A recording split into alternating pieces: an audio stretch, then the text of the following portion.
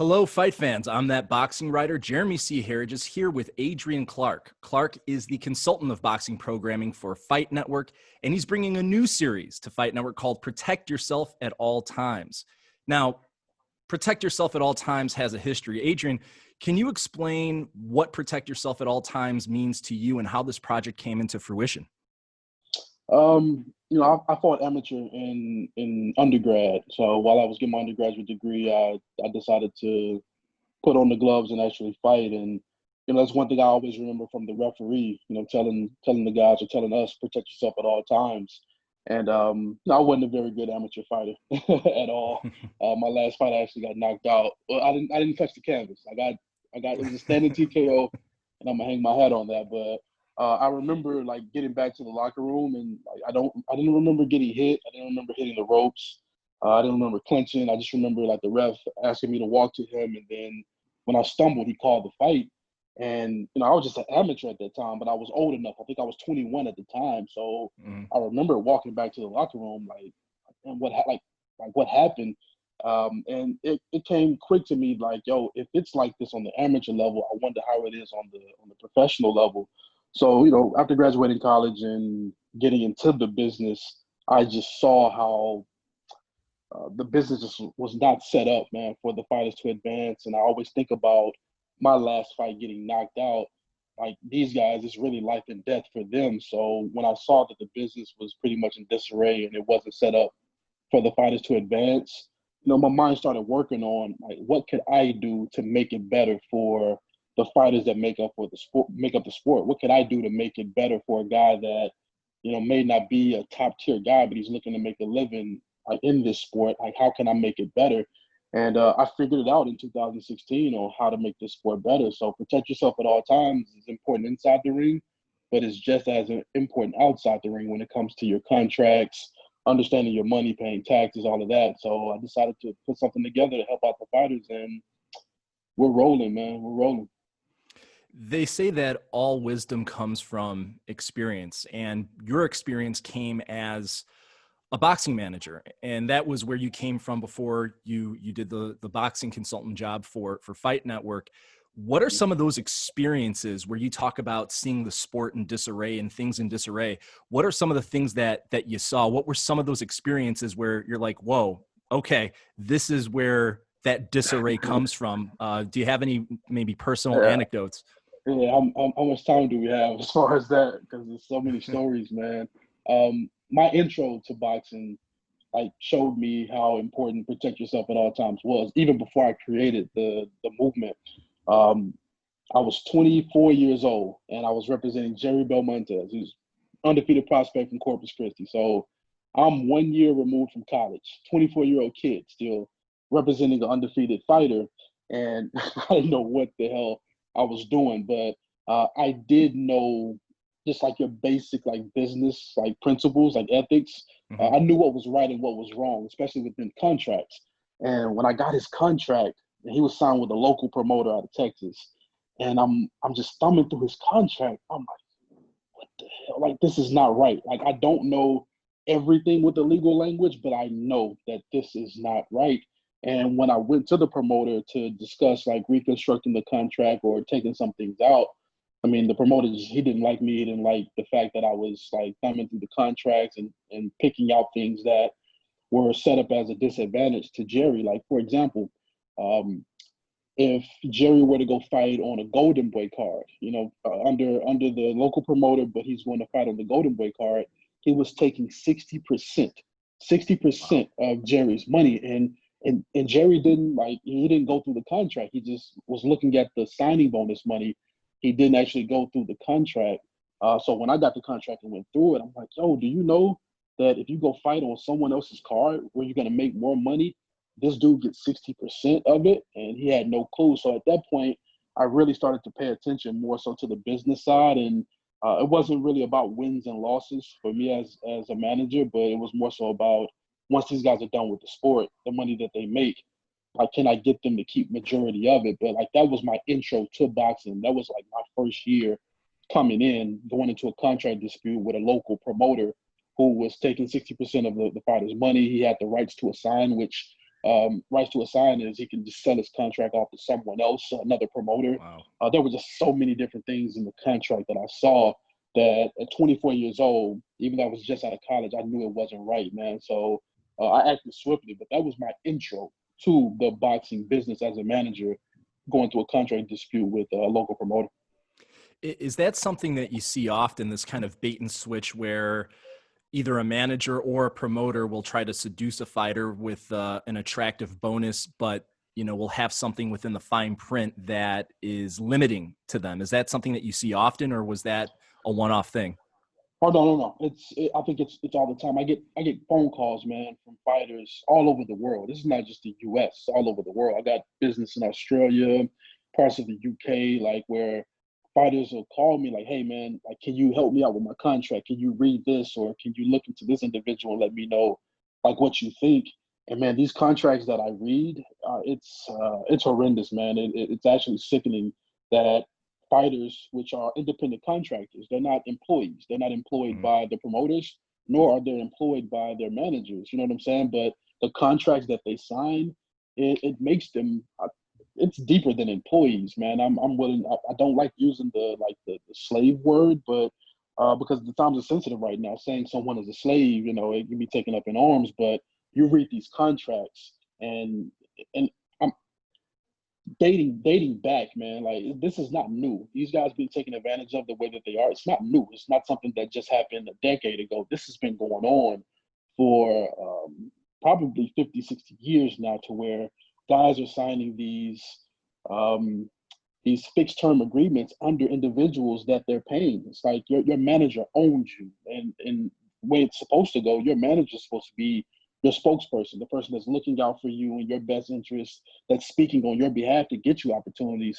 That person shouldn't own you, but you go through some of these contracts. Even managers have the rights to assign, and if anyone looks into that, that means that if another manager comes in and wants to sign you, your acting manager could sell your contract off to another manager without having to consult with you. So it's like the most fighters are, if you have a managerial contract and the rights to assign is in that contract, like you're a piece of property pretty much to the individual that's supposed to be your spokesperson. That makes no logical sense to me at all. So looking in the case of like Jerry, as you said, how did you help Jerry out, and did you get him out of his bad contract with the local promoter? It took 10 months. So it's like 10 months there was no income for Jerry.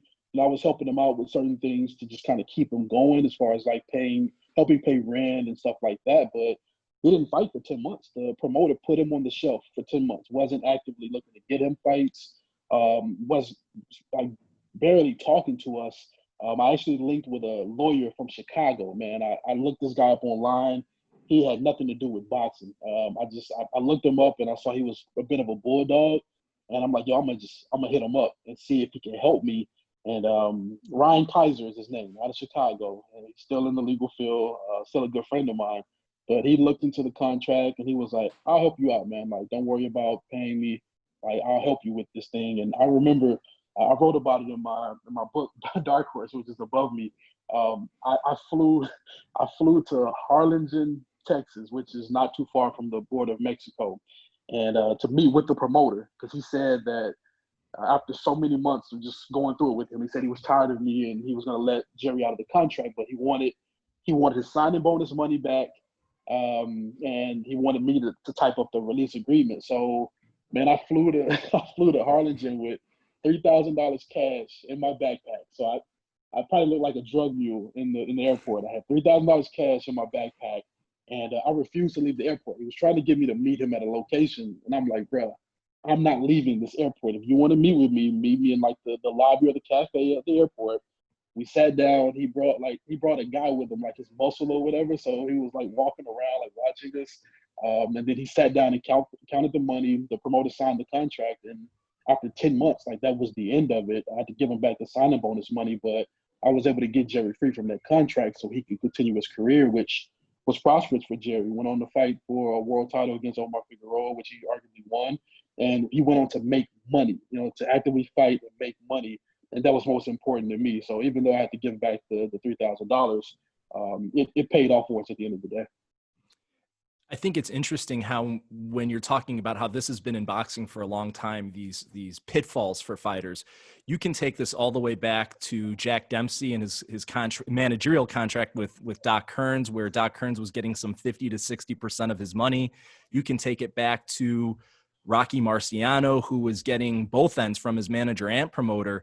When you advise a lot of these boxers that come to you, even come to you still as we're speaking, they're coming to you, do you see it as mostly bad management, bad promotion, or both of those elements equal in their corruption and their ability to prey on a fighter?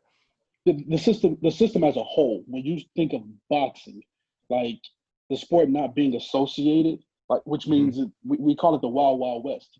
Like, there are really no rules and regulations to it. Like, you have to respect the state commissions. As a promoter, you're looking to do a show, you have to be in line with those state commissions to actually do a show. But other than that, like, my mom right now can become a boxing manager. Like, that's how simple it is. My mom, who is not a fan of the sport, who doesn't know the business of the sport, who does not have relationships in the sport, my mom can market herself as a boxing manager, copy and paste a contract, and I guarantee you, my mom is like, she has a pretty good mouthpiece. She can go sign 4 or 5 fighters, and that's 4 or 5 individuals whose careers will be stifled, if not stopped, for 3 to 5 years, just based off of the business of the sport. Lets anybody in, no matter how inexperienced they are, uneducated they are. You can just waltz in here, do what you want to do, take advantage of these guys, and you can leave. And there's nothing that happens. There's no gatekeepers to the sport, and that's why sometimes I get. There's a lot of smart individuals in this sport. You think about, from the promotional side of things, from Kathy Duva to Lou DiBella, Al Heyman, De La Hoya and his people, Bob Arum. Like, those are some smart individuals, and they've been successful for a while now. Eddie Hearn in there. But you mean to tell me that, as smart as these people are, and we're keeping the sport going, but notice that the sport is not changing. We're getting better fights, but in regards to the structure of the sport, Al Heyman was the only person that essentially brought an ideal of an association to the sport of boxing, to try to structure it all under one roof, which will make it better not only for the promoters, but it'll make it better for the fighters, also for everything to be under one roof, as the NBA or the NFL, other major associations. So the sport and the people that make it up are to blame for a lot of the things that go on in the sport of boxing. There's no gatekeepers to it, which again is why protect yourself at all times is important for the fighters. I can't regulate the promoters and what they do. You know what I'm saying? That's something that's going to be on a greater pay scale than me. But as far as like how management is done in the sport of boxing, and the knowledge of the fighters and what they get, what their families get from what Protect Yourself at All Times produces, that's important to me. It's needed for the sport of boxing, because if I don't do anything, or this message does not get out, there's going to be more guys taken advantage of as we go forward, and there's going to be more managers coming into business uneducated. There's going to be more disarray going forward, and there won't be a stopping point to it. So I'm hoping to put a stopping point to it as we move forward. Legally speaking, what does it take for someone to become a licensed boxing manager? What do they have to do if they want to become licensed? Not have a deep criminal background. Like, as long as you're not a criminal, a full-fledged hardened criminal, because they do a background check, and even the state commissions, I feel like, could do a better job of. And I'm not going to blame it on the state commissions, because at the end of the day, they're getting the paperwork, and then they get the money from. Let's say if you want to become a boxing manager, or my mom, we used my mom as an example earlier.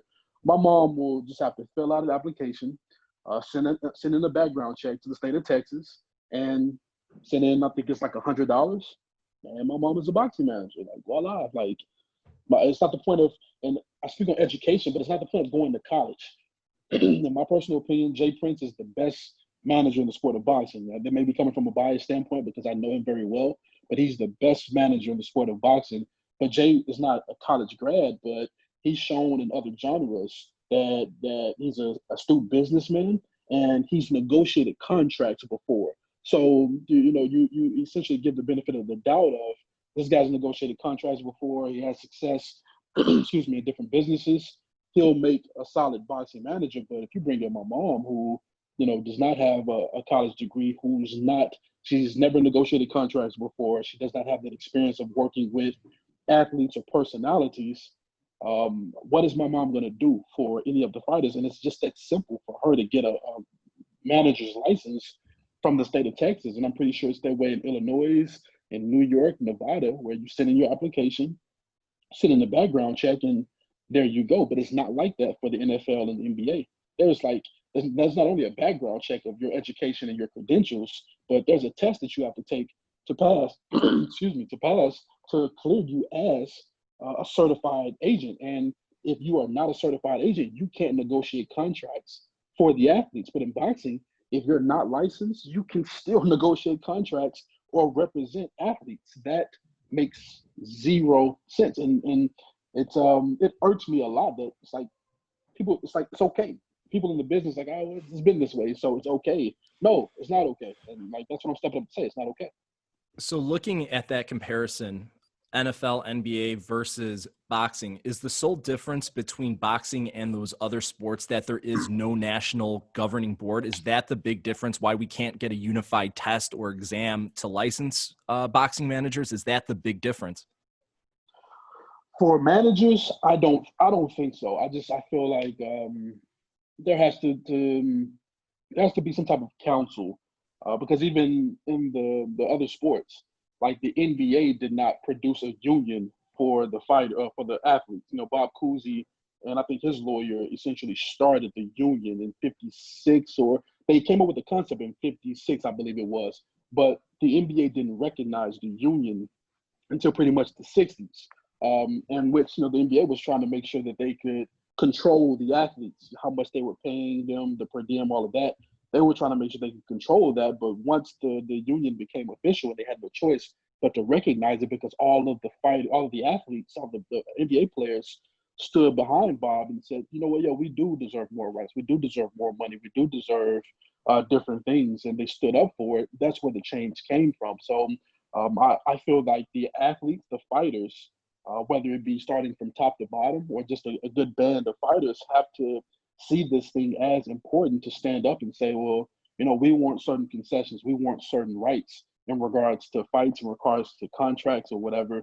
And it's going to take me with Protect Yourself at All Times and some other like-minded individuals to stand up and speak for the fighters, because we do have current sanctioning bodies, but I have my issues with the title sanctions, because it's you think about it, most people don't know you have to pay to fight for a world title. I think it's 3%.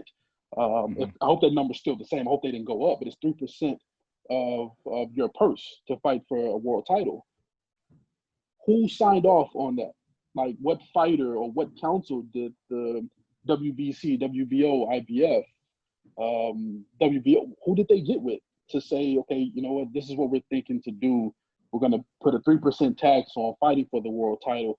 Who did they sit with? Who did they come to that agreement with? Because in other major sports, before you make a move to mandate something on the athletes, you have to meet with the council. You have to meet with the union. You have to meet with the union president or union rep and one of the athlete reps to negotiate and put a stamp that that's what we're going to do moving forward. That doesn't happen in boxing. The WBC could go up to 10% if they wanted to, and they don't have to talk to anybody. There's no negotiation process with anybody. It's well, we're going to do this, and if you want to fight for the world title, then you're going to have to pay it.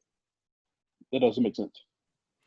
As far as Protect Yourself at All Times and the impact that it could have, is it going to be something where it's shining a light on these issues, bringing it to the attention of a general audience? Is it going to be sharing fighters' stories? And ultimately, what would you like to see change because of it? Oh yeah, man, I'm getting really creative with this. Of course, everything that's going on in the world right now with COVID kind of stopped a lot as far as production goes, but it's giving me time to really get creative as far as designing the episodes. But no, I'm gonna have to sit down with different managers to get their take on things and how they've done business and why they've done business a certain way. Definitely going to talk to different fighters from guys that are prospects to guys that are already world champions that are making millions of dollars.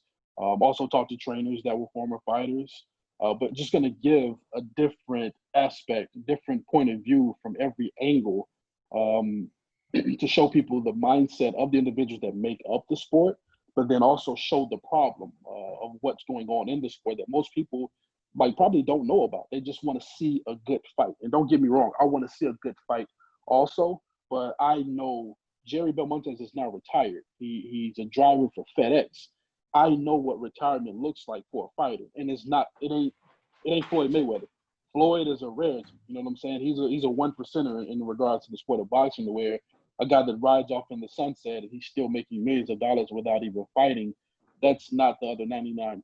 Most of these guys, they go to work after they're done with the sport of boxing. So me to be able to put something in play to the old folks saying where I'm from, if you know better, you'll do better.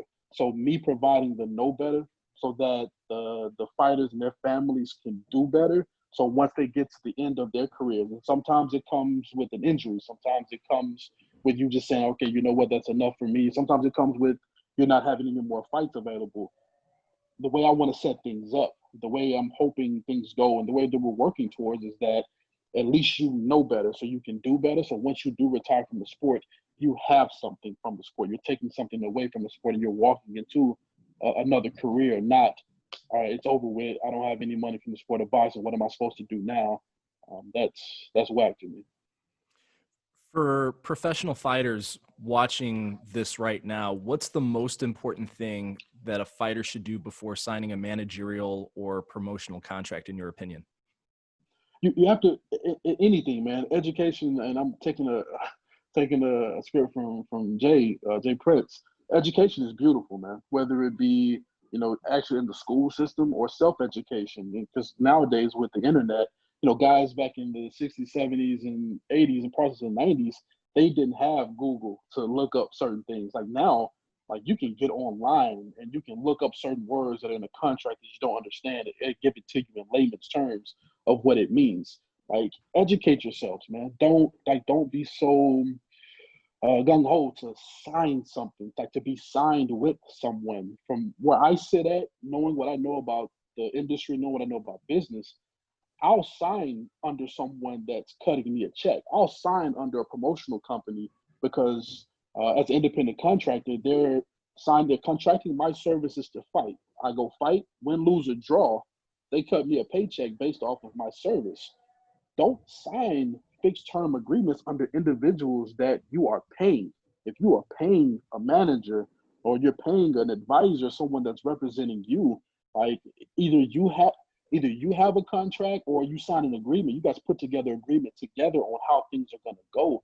Don't be owned by an individual that's your spokesperson that you are paying. So that for me is huge, man. To understand, get the knowledge, seek the knowledge, absorb the knowledge, and ask questions if you don't know. And that's why, again, protect yourself at all times is going to be important because I'm setting up something to where if guys don't know, if they are confused about something or they don't know what to do, to have the ability to reach out to someone, to reach out to whether it be an entity or council that they could ask questions to. That's something that I'm looking to provide in the grand scheme of things of all of this. Are there any current fighters who have been in the media that you're looking at and you say, I wish I could have 2 seconds to tell them a few things based on what I've seen, what they've had to say about their contracts? Oh yeah, I mean, and I'll speak openly about the name that I'm going to bring up and the promotional company that he's with, because I've been doing deep business with Golden Boy Promotions since I was 24 years old. So I know Eric, I know Rob, I know the entire company. Razo, Oscar, like those are my guys. I know their families and stuff like that. So I know the company. But I mean Ryan Garcia, of course. I mean that's what sticks out the most. And I'm not biased because I've done deep business with Golden Boy. Those guys are my friends. Like Ryan is like he wants more money based off of the demand that he creates. And I understand, we're in a pandemic right now, but if he's gonna fight a guy like Luke Campbell, if in his contract, he's set to make $200,000. Now you have to. It goes two ways. your manager negotiated like that contract. So if that's what you agreed to, and if that's your max in your contract, then that's what you're going to get because that's how your manager negotiated your contract. But if that's his minimum, then yeah, he should look to put his foot down and look to not demand, but leverage himself to make 400 or $500,000 for a fight with a guy like Luke Campbell, even though there's no live gate. Put your foot down, or we just hold off on that particular fight until we get an audience back in the arenas. But it goes back to Ryan's manager, which I don't know who his representation is, but however they negotiated the contract, that's one thing. But I've done enough business with Golden Boy to know that I don't like what Oscar is doing, like going on social media and going back and forth with people that he promote, that's supposed to be family. I don't like that. And I've told Eric and Rob that both, like, that doesn't make any sense to me. But they've done a good job of always working in good faith in regards to negotiating contracts, at least in regards to me. But Ryan is doing the right thing, like by standing up for himself and speaking out on things and demanding more money because I think he's worth it, especially a fight like Luke Campbell. It's going to be a tough fight, but it's going to be a fight where you're bringing two countries together. He deserves more than $200,000 for that fight, so he's doing a good job. But his manager, I hope that he negotiate a max of $200,000 for the next couple of years because that kid is worth more than that. And kind of using that as the example because it has been so public, I'm interested that, yeah, the minimum that he can get paid is $200,000. Last two fights, he received $250,000 with a live gate. At the same time, is there a sense of being realistic during the pandemic as well that, hey, I know you want all the money, but if there's no people walking through the door, that's going to significantly hinder what you can get paid. So going from a $250,000 to a $500,000, a 50% increase, is that unreasonable now during a pandemic, in your opinion? No, because like Ryan is going into the ring to put his life on the line. So just like as they say, you don't get paid extra for overtime as far as like letting the fight go on. Like you can knock a guy out in the first round and take him out within the first round or whatever it may be, but don't play around in the ring because you're not getting extra for the extra time that you stay in there. So and there's been a lot of, especially last year, there were a lot of deaths inside the ring. Guys caught a lot of injuries inside the ring to where you think about, and I had a chance to meet Patrick Day after he won a regional title here in Dallas. And after he won the fight, he was the nicest guy stepping out of the ring. And just to watch, such a delicate, amazing life go based off of the sport that we're in. Now, if there's a pandemic and you're worried about losing money, then I'm not going to say maybe you shouldn't promote shows at this time, but you hint to that. If you're going to lowball me, maybe we shouldn't do anything at this point if it's just that alarming to where we just we can't go up in my increase in pay. So no, I don't agree. Like he should not. Don't get in that ring, man, and don't risk your life. Don't risk injury because if he gets hurt and he fights for $200,000, then the general public is going to look at it like, oh man, you're stupid. Why would you go in there knowing that So no. Go get what you deserve, and then fight. But if you don't get what you deserve, then Ryan is doing pretty well for himself. He can wait until a couple months to not fight. He can afford not to fight right now. But no, get what you deserve, man. As far as the tenor of his feelings towards that contract, 5-6 months ago, he was very excited when he signed it. It seems like now things have changed a little bit. What do you think he's realizing now that he didn't realize then? I think honestly, it's people in his ear. It's people in his ear. And this is why I encourage fighters to be a part of the negotiation process. Now, if I'm on the phone trying to negotiate for you, I don't expect you to be a part, because there's certain tactics that you use as a manager that you don't want your client to necessarily hear. I think that's with all of us. But in regards to breaking down your contract, I believe that you need to have your manager and your attorney all in the same room, and they need to be able to break down your contract to you thoroughly. I'm talking clause by clause. I don't care how long it is. Like, you need to have that day to where you waste 4 or 5 hours of your life getting to know your contract and understanding the way it was negotiated, why, the numbers, all of that needs to be understood. And I feel like at this point, Ryan has probably people in his ear, saying like, no, man, you have 7 million followers on Instagram, like you deserve this amount of money or whatever. But he had millions of followers before he signed the new contract. So the manager should have used that as a negotiation tactic, as his followers grow by the million or whatever it may be, like adding that in the contract. So, and I look at representation at the end of the day. Ryan Garcia is not his own representative, to my knowledge. So if he negotiated his own contract, then he's getting what he deserves, so to speak. But having someone that knows the industry, that knows how to negotiate, that knows leverage, they should have negotiated that contract based off of the celebrity that Ryan Garcia has, his look, his entire appearance, his ability to win fights. All that should have been negotiated like going forward. It's the reason why Patrick Mahomes got the contract that he signed currently with the Kansas City Chiefs. Big money going forward. It's not like minimized. Like, no, like we're paying him going forward because he's shown us the promise. He's shown us success before, so he deserves to get paid. Ryan's rep should have negotiated the same way. So I just think it's people in his ear. Adrian Clark dropping some knowledge and giving some hints on how to negotiate contracts. This is good stuff. Adrian, when can we expect to see Protect Yourself at All Times on Fight Network? When can we see it on TV? So we're gonna do a special episode because again, I had travel that was involved in the show, but again, man, I wouldn't want to put the production team at risk. You know what I'm saying? They have families, they have kids to go back to it, as do myself. I have a young son that I see every day, so I don't want to put anyone at risk going from Corpus Christi, Texas, to Los Angeles, California, to San Antonio, Texas, to New York. That's a lot at one time. So we're gonna do a special episode, Protect Yourself at All Times, that hopefully we'll start filming by the beginning of August and have it edited and cut and ready by mid-August, the end of August. So we should see something as far as like a special episode that we're gonna put out by August, at the latest September. And then as far as like the remaining episodes, we'll see how everything goes with COVID and just respect everyone just being careful and not putting themselves or their families at risk. So I don't want to keep waiting. This is something that we plan to already have done, have already have finished at this point. But of course, like I said, with COVID, we couldn't control what was going on. So we have to kind of put things on hold. But I'm ready to get to work, man. We've been joined with Adrian Clark. Adrian, thank you for your time, and I look forward to seeing Protect Yourself at All Times on Fight Network in the near future. Adrian, thanks again. Thanks, man. I appreciate you, bro.